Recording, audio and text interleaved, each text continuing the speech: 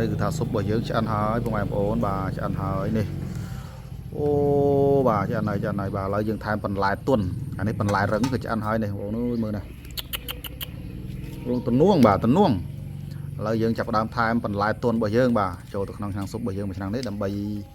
យកឲ្យជារសបន្ថែមបងប្អូនថ្ងៃនេះមកយើងមានត្រីដាក់ចូលខ្លាញ់ប៉ុន្តែមិនមែនជេនទេថ្ងៃនេះគឺយើងធ្វើស៊ុបត្រីបាទស៊ុបត្រីស៊ុបត្រីគេហៅស៊ុបត្រីត្រីឆ្ពិនបងប្អូនបាទស៊ុបត្រីឆ្ពិនថ្ងៃណាត្រីឆ្ពិនអានេះគេហៅត្រីឆ្ពិនបងប្អូនអញ្ចឹងថ្ងៃនេះយើងមានត្រីឆ្ពិននោះគឺចំនួន3ក្បាលអត់ធំបាទយើងយកមកធ្វើស៊ុបណាបងប្អូនបាទស៊ុបបន្លែត្រីឆ្ពិនហ្នឹងហើយអញ្ចឹងត្រីឆ្ពិនយើងយកវាមកជៀនសិនបងប្អូនឃើញយកមកដាក់ជៀនចាស់អានេះយើងមិនមែនជៀនទេគឺយើងដាក់វាឲ្យឆ្អិនសិនបាទយើងជៀនវាឆ្អិនសិនហើយបន្ទាប់មកចាំយើងយកទៅធ្វើស៊ុបណាបងប្អូនអញ្ចឹងចាប់ផ្ដើមជៀនត្រីបងប្អូនឥឡូវត្រីយើងឆ្អិនហើយអញ្ចឹងយើងចាប់ផ្ដើមដាក់ទឹកជាចូលជាមួយបងប្អូនដើម្បីយើងកាន់បាទដើម្បីយើងកាន់ដើម្បីកំទេចត្រីឲ្យឆ្អិនហើយត្រីនេះគឺថាយើងដើម្បីកំទេចត្រីឲ្យខ្ទេចបាទបងប្អូនហើយគឺថាត្រីនេះយើងអត់យកឆ្អឹងវាទេណាបាទធ្វើស៊ុបយកតែជាតិទេបាទយកតែជាតិហើយនឹងសាច់វាទេអញ្ចឹងឥឡូវចង់ភៅរបស់យើងបាទចាប់ផ្ដើមកាន់បាទចាប់ផ្ដើមកាន់កំទេចដាក់គ្រឿងចូលបាទគ្រឿងមានខ្ញីបងប្អូនយើងប្រើតែខ្ញីហើយនឹងបាទខ្ញីខ្ទឹមហើយនឹងល្ក្រូចបងប្អូនណាបាទខ្ញីខ្ទឹមល្ក្រូចបន្ទាប់មកក៏យើងចាក់ទឹកជាចូលបងប្អូនចាក់ទឹកជាចូលដើម្បីរំងាស់យកជាតិត្រីដើម្បីយកមកធ្វើស៊ុបហ្នឹងបងប្អូនបាទអញ្ចឹងអានេះយើងអត់ទាន់តែធ្វើអីទេអញ្ចឹងក៏បន្ទាប់ពីដាក់ចូលចាស់ហើយយើងដាក់ទឹកឲ្យពុះណាបងប្អូនបាទដាក់ទឹកឲ្យពុះដើម្បីរំងាស់វាបាទបងប្អូនឥឡូវត្រីឆ្អិនហើយបាទអញ្ចឹងយើងស្រង់កាកចេញបងប្អូនស្រង់កាកត្រីចេញមិនស្រង់កាកត្រីស្រង់ឆ្អឹងបាទស្រង់ឆ្អឹងចេញដើម្បីយកធ្វើស៊ុបបាទអញ្ចឹងយើងចាប់តាមស្រង់មកអានេះយើងស្រង់យកតែឆ្អឹងទេណាអត់យកទាំងទឹកទៅចោលទេណាទឹកយកធ្វើស៊ុបដាក់បន្លែនេះចាប់ដើមដុះអានេះដល់ពេលធ្វើចេះទៅដូចទឹកនំបញ្ចុកដែរណាស្តៀងទឹកនំបញ្ចុកដែរនេះទៅពីយើងឆ្កឹះឆ្អឹងវាចេញអស់ហើយអញ្ចឹងក៏ទឹកស៊ុបបាទចាប់ដើមយើងចម្រោះយកតែជាតិទឹកស៊ុបដើម្បីដាក់ចូលទៅក្នុងឆ្នាំងស៊ុបរបស់យើងតែម្ដងបងប្អូនបាទអញ្ចឹងអានេះយើងអត់យកកាកឯណានេះអាកាកតិចកទីអស់នេះគឺយើងអត់យកទេវាសិតតែឆ្អឹងទេអញ្ចឹងយើងយកតែជាតិស៊ុបទេបាទហ្នឹងហើយណាគោះមកភពមកនេះអញ្ចឹងប៉ុណ្ណេះយើងបានទឹកស៊ុបត្រីមួយឆ្នាំងហើយបងប្អូនបាទអញ្ចឹងយើងយកកាកវាកវិតចោលអត់យកទេពីព្រោះអានេះបងប្អូនសិតតែ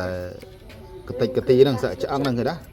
សាក់កតិចកទីឆ្អឹងអញ្ចឹងយើងចម្រោះយកតែជាតិទឹកស៊ុបមកបាទហើយបន្ទាប់មកក៏យើងចាប់ផ្ដើមដាក់ស្ងោរដល់វគ្គស្ងោរហើយស៊ុបមួយមុខនេះគឺថាយើងធ្វើបែបអញ្ចឹងបងប្អូនបាទស៊ុបត្រីអានេះយើងហៅថាស៊ុបត្រីឆ្ពិនហើយបន្លែរបស់យើងថ្ងៃនេះគឺយើងមានច្រើនគូសំដែរបាទនេះបន្លែបងប្អូនមានការ៉ុតបាទមានពូតបាទមានផ្សិតបាទមានស្អីឆៃថាវបាទ4មុខ5មុខ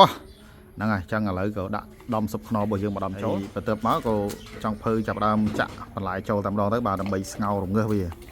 យើងក៏មានស្ពៃដែរណាស្ពៃបូកូស្ពៃអីលេជាមួយដែរបងប្អូនអញ្ចឹងមុខម្ហូបមួយមុខនេះវារៀងច្រើនដំណាក់កាលបន្តិចបាទទៅពីយើងដាក់គ្រឿងដាក់គ្រូយើងរួចហើយក៏យើងស្ងោរទៅរងាស់ទៅនោះដាក់គ្រាប់លឹបបាទរងាស់វានេះបងប្អូនរងាស់ឲ្យផុយបន្តិចមកបាទអានេះរងាស់ឲ្យផុយនេះទឹកវាស៊ុបរៀងប៉ិមិនមែនប៉ិអានេះរៀងសបាទសបាទហ្នឹងហើយអញ្ចឹងថែមគ្រឿងថែមគ្រូ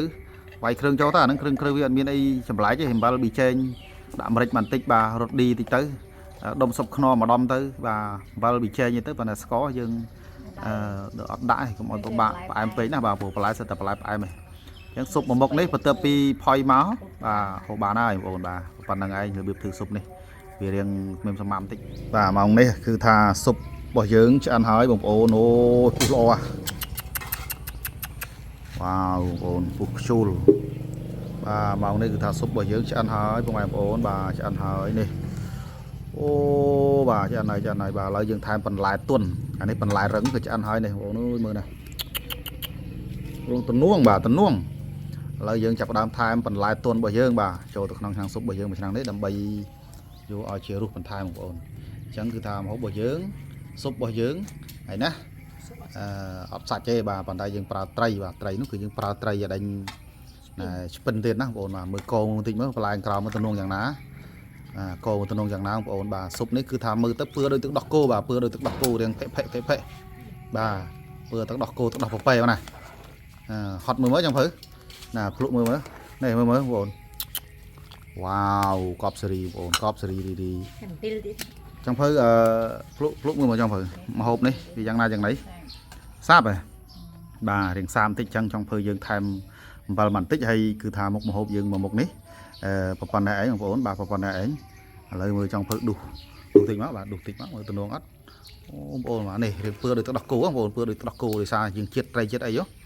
ចឹងម្ហូបនេះគឺថាគេហៅថាម្ហូបសុខភាពណាបាទម្ហូបសុខភាពល្អបងប្អូនសម្រាប់អ្នកស្វាងច្រឡំអ្នកស្វាងអ្នកមិនទាន់ស្វាងបាទអ្នកមិនទាន់ស្វាងនៅរៀងត្រុតទ្រុងអីហ្នឹងដាក់ទៅដាក់ទៅមកឡើយហត់មើលហត់បាទគ្រប់មើលចូលជាតិហើយនៅ